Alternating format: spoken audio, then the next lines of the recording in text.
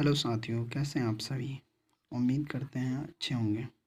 आज मैं आप सभी को ये लेकर आया हूँ क्लास 10th के अरिथमेटिक प्रोग्रेशन यानी समांतर श्रेणी। इनसे प्रत्येक साल कम से कम 2 से 3 क्वेश्चन आता है और इसे हम बेहतर आसान भाषा में से आपको समझाएंगे और टाइप वाइज आपको पढ़ाएंगे। तो सबसे पहले है समांतर श्रेणी।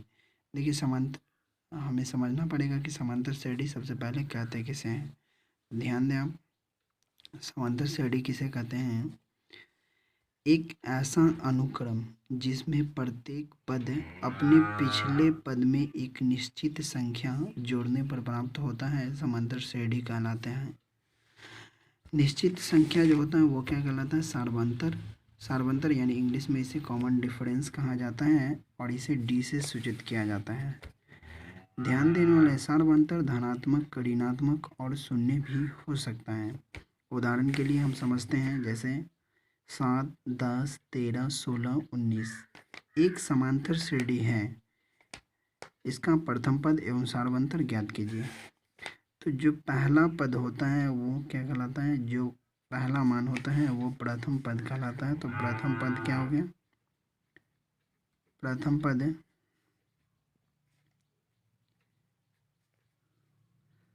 7 हो जाएगा। उसके बाद बोल रहा है सार्वअंतर। सार्वअंतर कॉमन डिफरेंस होता है। सार्वअंतर ज्ञात करने के लिए हमें दूसरा पद में से पहला पद को घटाना पड़ता है। तो सार्वअंतर निकालने के लिए क्या करेंगे? सार्वअंतर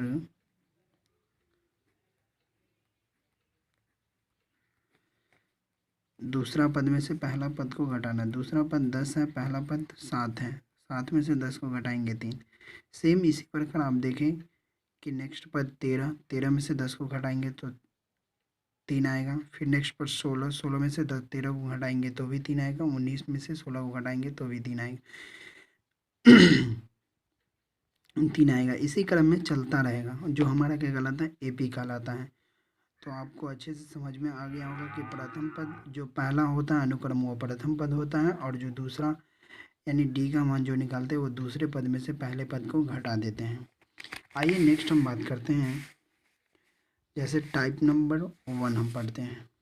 टाइप नंबर 1 में आपसे क्वेश्चन पूछा जा सकता है। एपी में आपको दिया होगा, प्रथम पद दिया होगा और सार्वअंतर दिया रहेगा।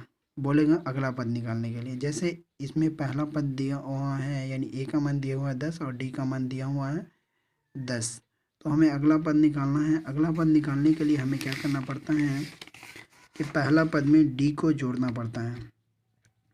तो अगला पद निकालने के लिए यानी A2 निकालने के लिए क्या करना पड़ेगा? A plus D. तो 10 और प्लस क्या हो जाएगा? 10 यानी कितना हो जाएगा? 20। इससे अगला पद निकालने के लिए इस पद में हम डी को जोड़ेंगे यानी A2 A3 बराबर है A प्लस डी। A2 का मान कितना है? 20 और डी का मान कितना है? 10। तो 20 और 10 कितना हो गया? 23। इसी प्रकार आप A4 A5 A6 कुछ का मान निकाल लेते हैं। जैसे सेकंड क्वेश्चन, जैसे ए का मान है 5 और डी का मान है 2। तो अगर अगला पद निकाले यानी A2, तो A2 इजकल टू हो जाएगा A प्लस डी। ए का मान 5 और डी का मान 2। 5 और 2 कितना हो जाएगा? 7। इसी प्रकार A3 निकालने के लिए इस पद में हमें डी को जोड़ना पड़ेगा यानी A2 प्लस डी। A2 का मान 7 आया है तो 7 अब प्लस डी का मान कितना है? 2 है। तो 7 और 2 9। अगर मान लो A4 हमें निकालना पड़ेगा तो A4 में यानी A3 में डी को जोड़ना पड़ेगा। A3 का मान कितना आया है? 9 और डी का मान 2। 9 2 11। इसी प्रकार आप बहुत सारा निकाल सकते हैं।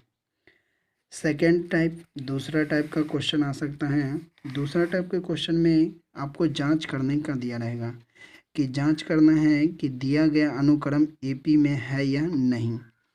इनके लिए हमें क्या ज्ञात करना पड़ेगा कि हमें देखना है कि डी का मान बराबर आ रहा है या नहीं। सब में डी का मान बराबर है या नहीं।